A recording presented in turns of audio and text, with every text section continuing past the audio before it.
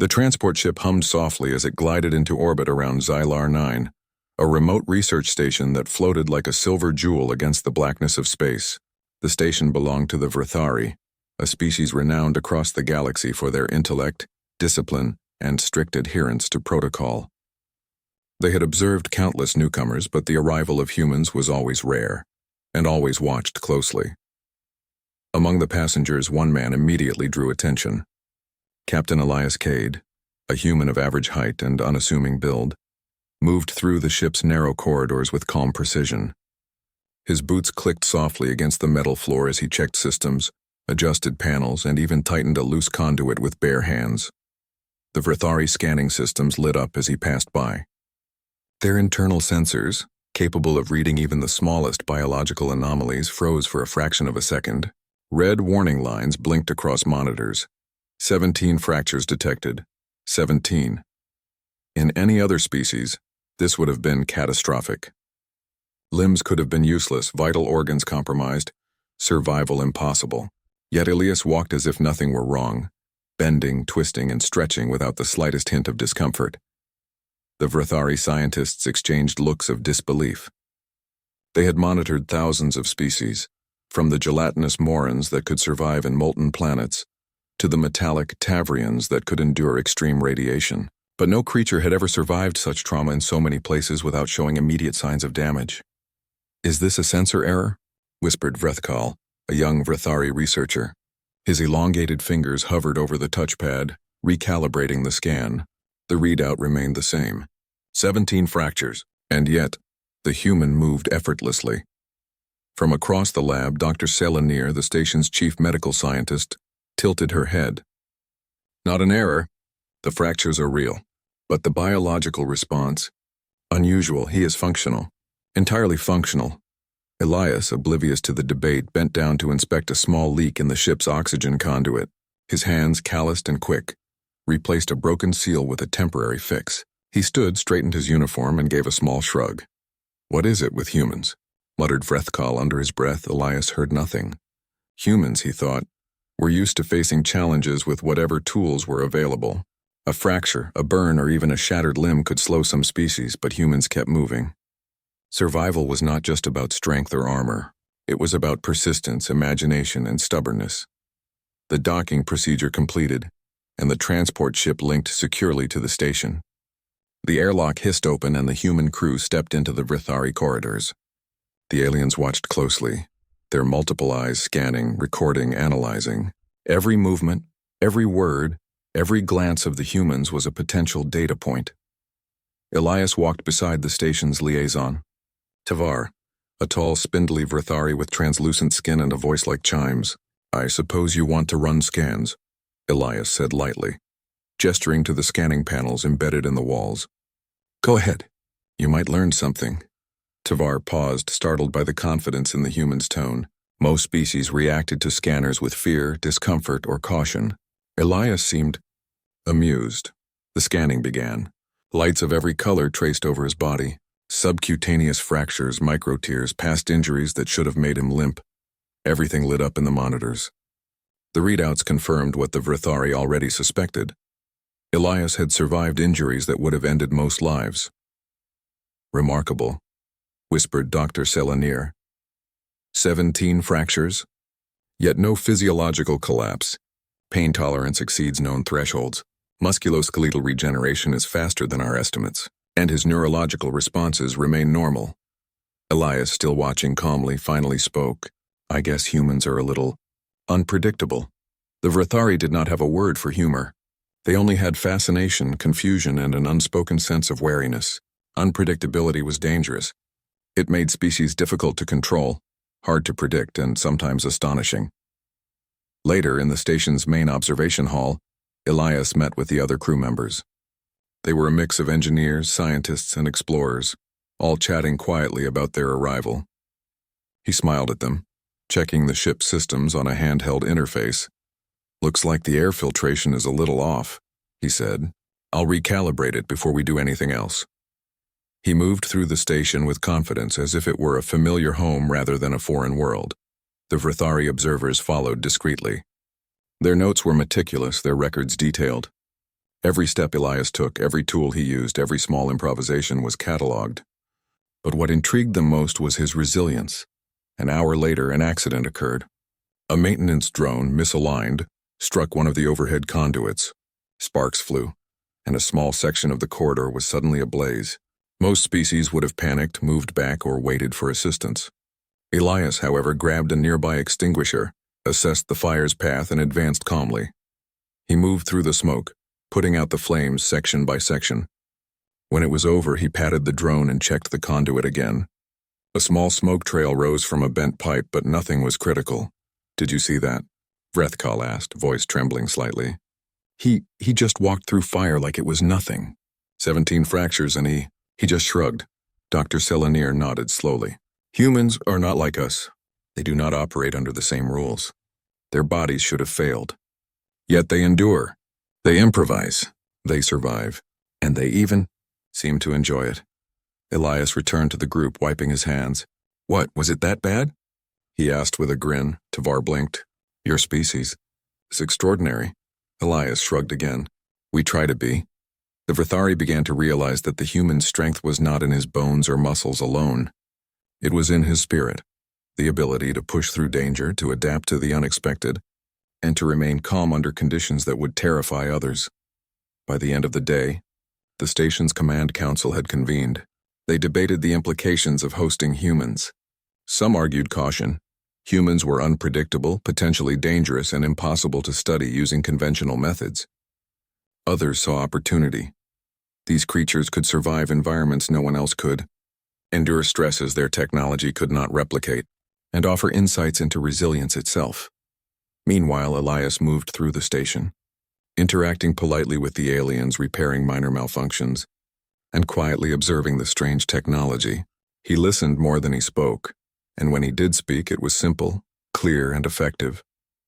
At night, in his quarters, he looked out at the stars beyond Xylar 9's transparent walls. The black canvas was dotted with pinpricks of light, worlds untold, dangers unseen, and opportunities unknown. Elias flexed his fingers, feeling the familiar aches of past injuries, but also the strange satisfaction of a body that, despite its fractures, continued to serve him. The human heart, he thought, beats differently. It beats not just to survive, but to adapt, to endure, to challenge what others deem impossible. And somewhere in the observation decks above, Vrithari eyes followed every movement, taking notes, recalibrating theories, and silently admitting a new truth. Humans were unlike any species they had studied before.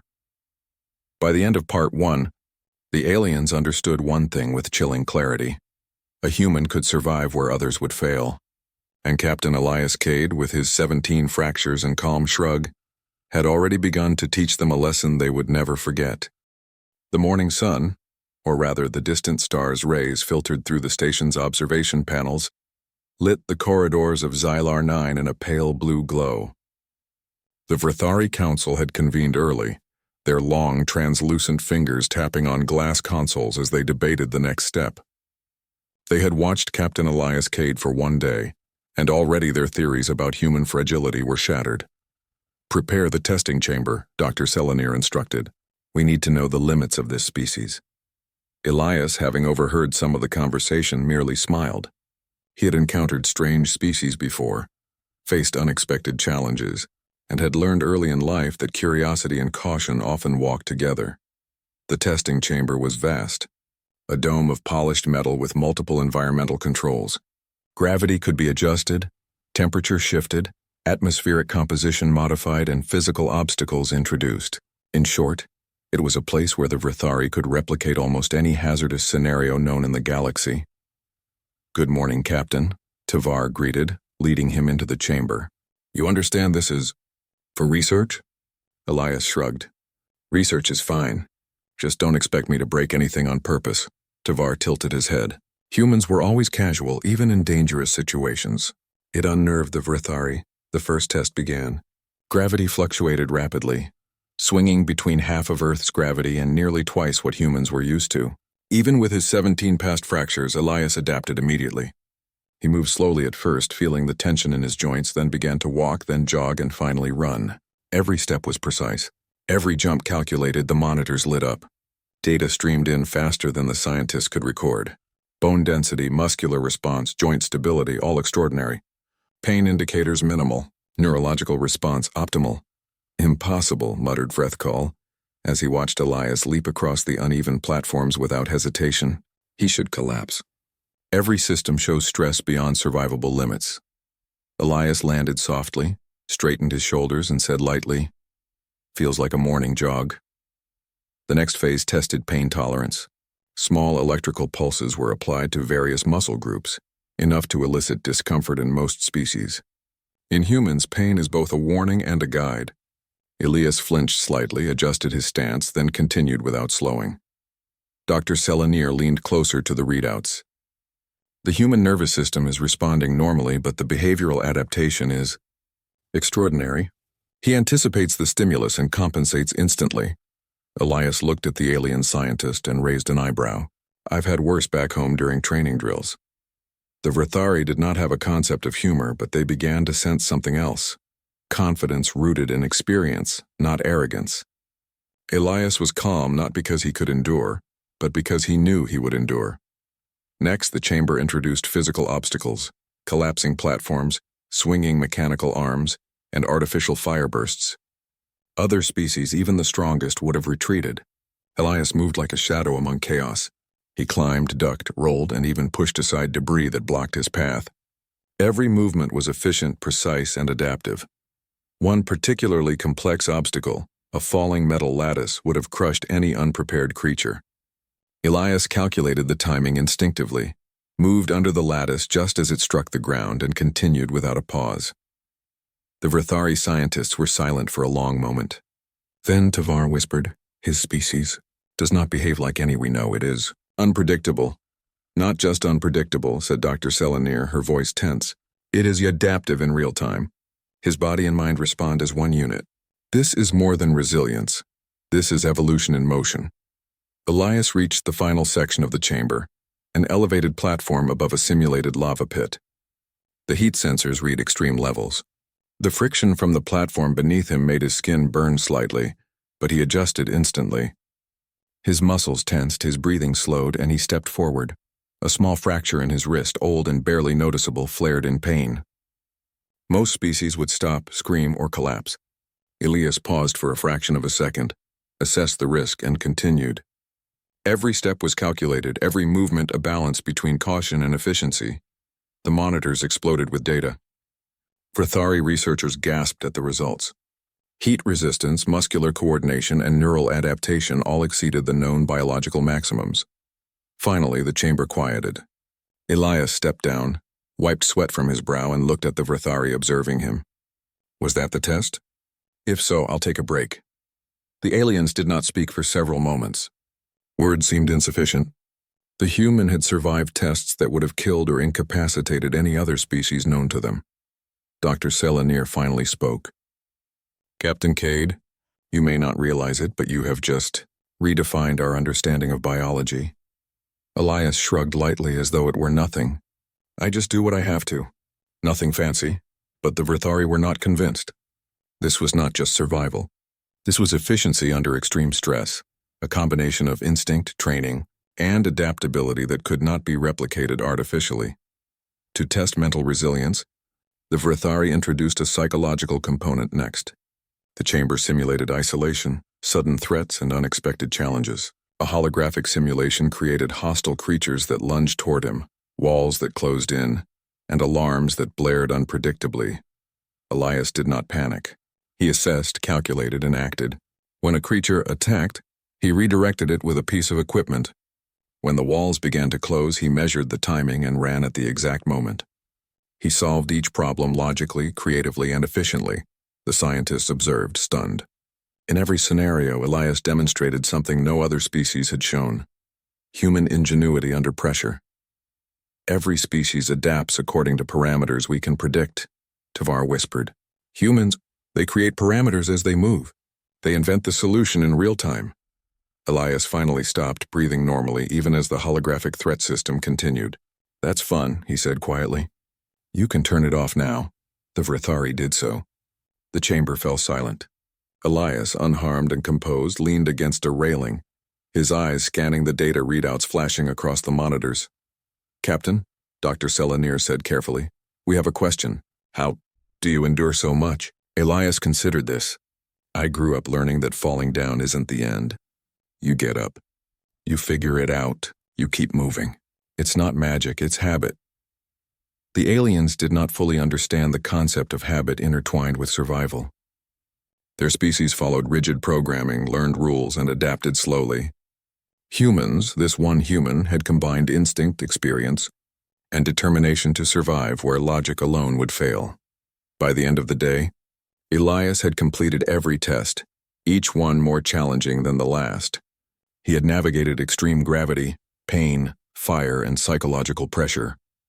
He had adapted, improvised, and endured without hesitation. The Vrithari Council met again to discuss their findings.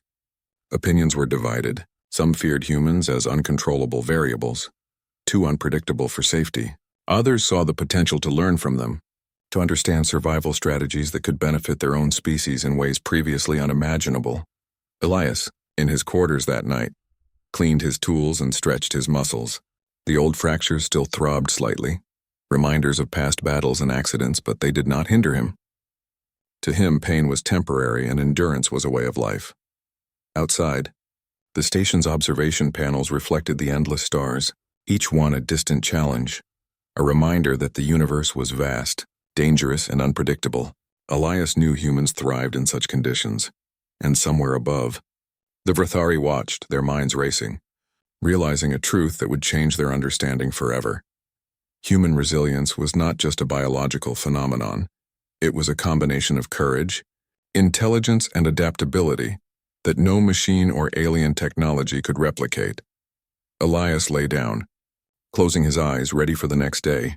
The tests had proven one thing: humans could survive the impossible, and the Vrithari were only beginning to understand what that truly meant. The next morning, the station's alarms rang softly, signaling the beginning of what the Vrithari called a field simulation mission.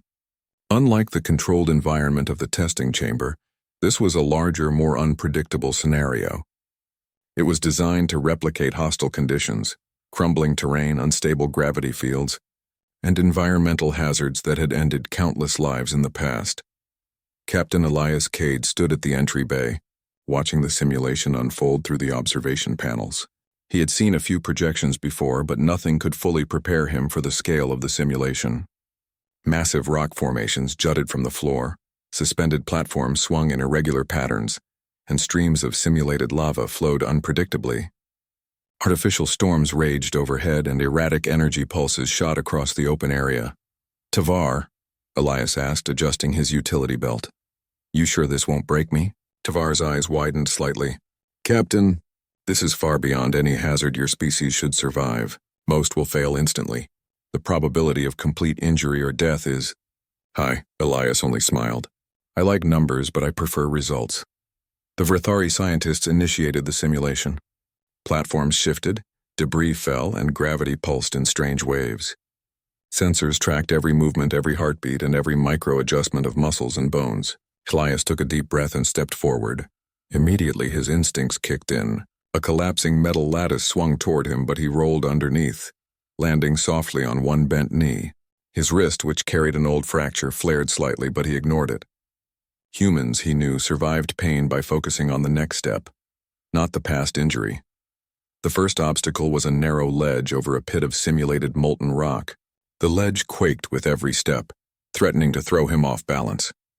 Most species would have hesitated or retreated. Elias measured the movement of the platform with his eyes, adjusted his posture, and walked across in steady steps. When the ledge shifted suddenly, he jumped, landing just ahead, arms steady and balance intact. "Remarkable," Dr. Selenir whispered, adjusting her monitor. "The human compensates for movement in real time. Every muscle is responding instantly, even under stress. His body predicts instability before the sensors detect it." As Elias continued, a section of the floor collapsed, sending debris into the simulated lava below. He assessed the gap, estimated its width, and launched himself across. The motion triggered several alarms in the Vrithari monitoring systems. Stress indicators, muscle strain, and minor skeletal pressure all exceeded what the aliens had considered survivable. Yet Elias landed lightly, unhurt and composed. A sudden electrical storm erupted above the simulation field. Energy arcs jumped unpredictably between platforms, threatening to strike anyone exposed. Elias did not panic. He found a section of metal piping, grounded the arcs, and used it as a temporary bridge to cross to safer ground. His actions were quick, precise, and intelligent, a combination of instinct, ingenuity, and experience no other species could match. Meanwhile, the Vrithari observers began to murmur among themselves. How is he still unharmed? Vrethkal asked, his voice trembling slightly. Every species would have collapsed by now. This is beyond our predictions. Dr. Selanir shook her head. It is not just endurance. It is intelligence under pressure. Humans do not simply survive, they adapt, invent, and overcome. Every movement he makes is a solution to a problem that changes the moment he moves. The simulation introduced more hazards: falling debris, unstable platforms, and aggressive robotic fauna. Elias approached each challenge methodically. When a robotic predator lunged at him, he did not retreat. Instead, he disassembled part of the environment, creating a trap that neutralized the threat. When a platform threatened to collapse beneath him, he calculated the timing, jumped, and landed safely on a nearby ledge. Even when minor fractures in his ribs and wrist flared painfully, he did not stop. Pain, he knew, was a warning, not a command. He adjusted, compensated, and continued. Every action was deliberate, and every decision was informed by a combination of experience and rapid instinctive reasoning. At one point, a section of the terrain collapsed entirely, leaving a gap too wide to jump. Elias assessed the situation. Using a combination of debris, rope, and clever leverage, he built a temporary bridge in under a minute. He crossed it carefully, and once on the other side, dismantled it so the simulation could continue. The Vrithari took note. Humans not only survive, they create solutions from limited resources. The final section of the field test was the most dangerous. A narrow canyon filled with volatile gases and unstable rock formations. Sensors indicated that any misstep could result in serious injury. Elias, undeterred, entered cautiously. He moved slowly at first, testing the stability of the rocks, then accelerated, using jumps and rolls to navigate the narrow path. A small rockslide occurred, knocking him off balance. His old fractures ached, but he adapted instantly. He caught a protruding ledge, swung, and landed safely on stable ground.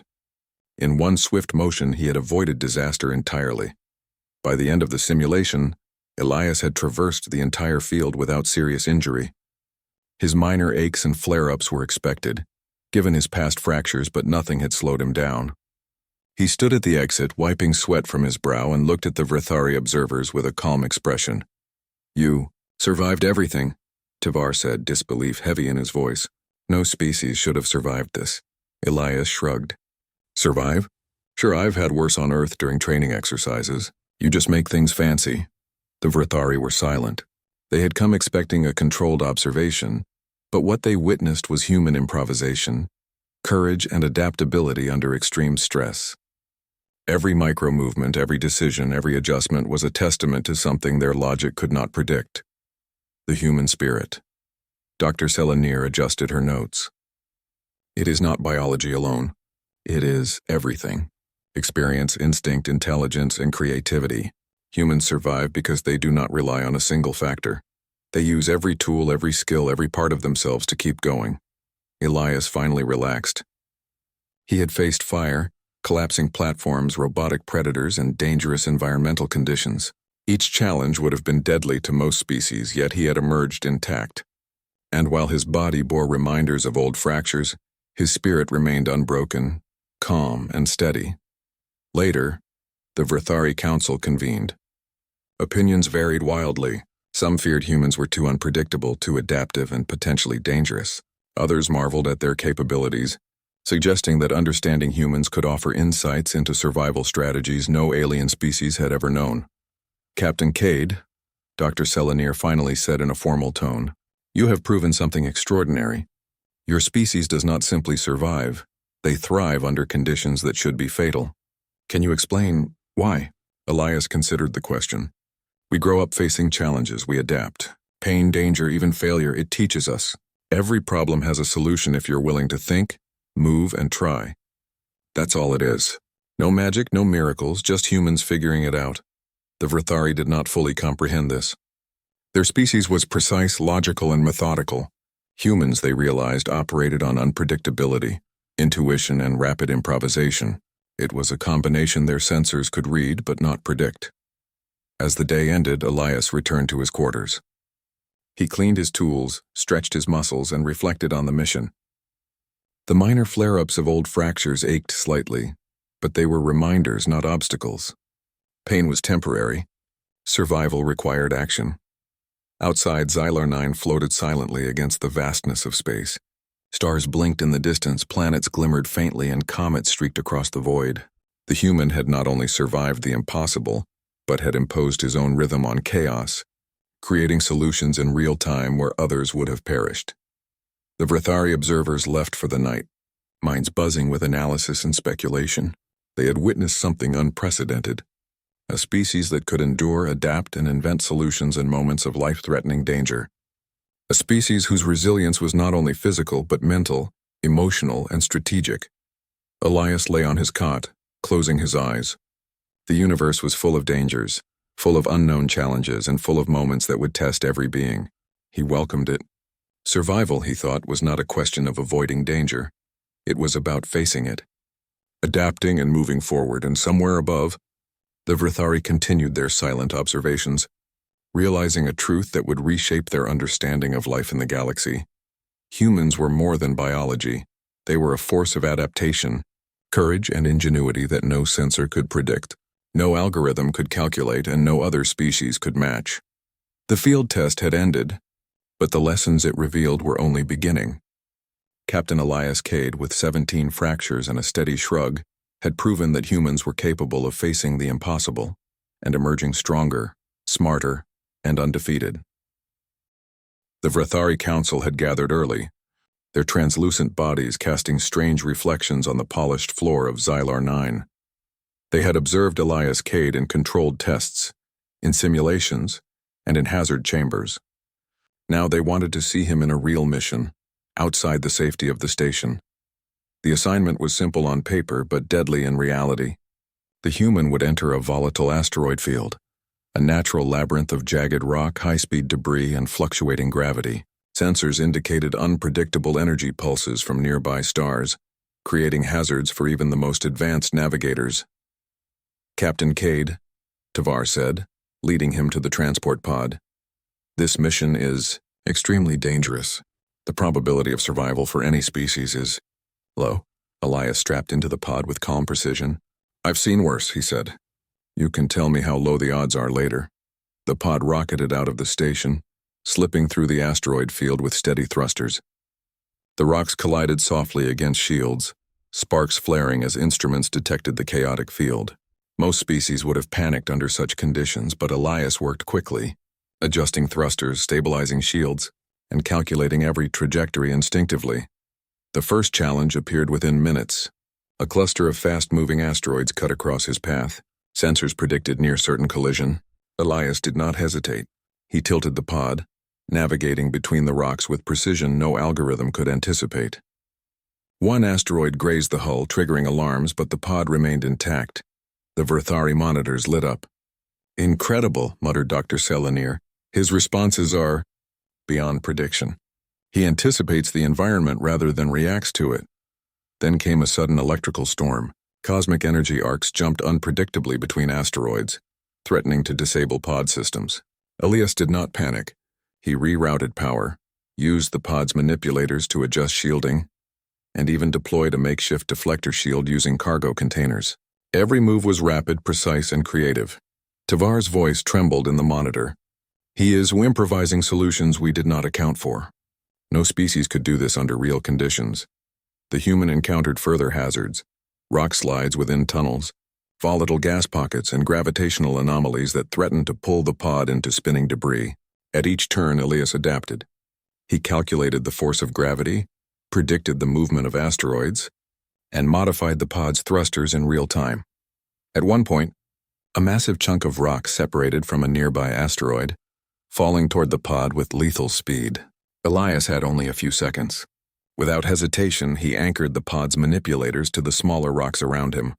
used their momentum to create a slingshot effect, and launched the pod out of the impact zone. The Vrithari monitors recorded every millisecond. Dr. Selenir adjusted her readings, her eyes wide. Human ingenuity exceeds known cognitive thresholds. His decisions are not random, they are strategic, adaptive, and intelligent under life-threatening pressure. The asteroid field opened into a cavernous area, with unstable tunnels branching in multiple directions. A sudden cave-in blocked one route. Elias assessed the situation quickly. Using cables, improvised bridges, and calculated momentum, he created a path through the rubble, advancing where others would have retreated. Even minor fractures in his body, remnants of past injuries, flared in pain. Yet he pressed on. The Vrithari noted this too. Humans endure not just through instinct, but through willpower and focus. Pain slows most species, but humans turn it into guidance, a signal to adjust, not retreat. Hours passed in the field. Elias navigated obstacles that the Vrithari had predicted would be fatal. He used ingenuity, intuition, and determination to survive. When mechanical probes attempted to monitor him more closely, he found clever ways to reduce interference, ensuring his path remained safe. By the time he returned to the station, the Vrithari Council was in awe. Elias had not only survived, they realized he had solved problems in ways their sensors could not predict. He was more than resilient. He was creative, adaptive, and unstoppable. As he stepped out of the pod, brushing dust from his uniform, Tavar said quietly, "Captain, your species is remarkable." Elias shrugged. "We just keep moving. That's all." The council remained silent, understanding that the human factor was not just strength or durability. Humans could think, adapt, and innovate under pressure, qualities that made them not only survivors but leaders in any environment. Elias returned to his quarters, exhausted but calm. His fractures throbbed faintly, a reminder of past battles, but he had accomplished what no alien species had managed, and somewhere deep in the observation decks, the Vrithari realized a profound truth. Humans thrive not because of strength alone, but because of spirit, intelligence, and adaptability. The day after the mission, the Vrithari Council convened formally. Reports had been compiled, data analyzed, and every moment of Elias's actions in the asteroid field meticulously recorded. They faced a question no one had anticipated. How do you evaluate a species that survives the impossible? The chamber was silent as Dr. Selenir spoke. "We have observed Captain Elias Cade through simulations, controlled tests, and live missions. His species, humans, demonstrates endurance, intelligence, and adaptability beyond our calculations. They do not merely survive, they innovate under threat, persevere under injury, and excel where our methods fail." Some council members, cautious by nature, argued that humans were too unpredictable, too difficult to control. But others pointed out the opportunity. To study humans was to study a force that could change strategies, overcome hazards, and survive what no species could. Elias entered the chamber calmly. He had been called to answer questions, not fully understanding their significance. He had faced dangers, survived impossible scenarios, and returned with a clear mind. Tavar approached him. "Captain Cade, we must recognize your species formally. You have redefined survival. We cannot fully comprehend it, but we acknowledge it." Elias gave a small shrug, a gesture that had become familiar to the Vrithari. "I just did what I had to do," he said simply. "That's all any human does." The council presented a holographic plaque naming a research wing after humans. They explained it as a gesture of respect, but also as acknowledgement of human ingenuity and resilience. No other species had ever received such recognition without technological advantage. In the days that followed, Vrithari scientists visited him for consultation. They asked how humans solved problems in real time, how they adapted to danger, and how they survived injuries that should have been fatal. Elias answered simply. Through practice, observation, and a willingness to face challenges head-on, he shared lessons without arrogance. "Humans do not fear failure," he explained. "We accept it, learn from it, and move forward. Pain is a signal, not a command. Danger is a test, not a sentence. And survival is a habit." The Vrithari listened, fascinated. They began to study human strategy, decision-making, and improvisation, recognizing patterns that had eluded even the most advanced AI and biological analysis. Elias, meanwhile, prepared for further missions. Each new challenge, whether on Xylar 9 in distant asteroid fields or on uncharted planets, was approached with calm precision. He carried the knowledge of his species: adapt, endure, and innovate. One evening, as he observed a binary star system from the station's observation deck, Tavar approached quietly. "Captain, your species is extraordinary. We may never fully understand it, but we respect it deeply." Elias looked out at the stars, fractures in his past and present aching faintly, yet his spirit unbroken. "Respect is fine," he said. "But humans, we just keep moving. That's what we do." And somewhere in the council chambers, the Vrithari realized a universal truth. Humans were unpredictable, resilient, and unstoppable, not because of biology alone, but because of spirit. A single human in the form of Captain Elias Cade had proven it beyond doubt. The stars beyond Xylar 9 glimmered endlessly, full of danger, mystery, and possibility. Humans, the Vrithari now understood, were the ultimate survivors. Where others would falter, humans adapted. Where others would fail, humans improvised. And where others saw obstacles, humans saw opportunities. Elias turned from the observation deck, ready for the next challenge. The universe was vast, but he faced it with confidence. Fractures healed or not, injuries hurt or not, none of it could stop him. Humans survived because they refused to give up, refused to yield, and refused to accept the impossible as the final word. And so, Xylar 9 would forever remember the day they scanned a human, found 17 fractures, and watched as he shrugged, stood tall, and walked forward, unbroken, unbowed, and unforgettable.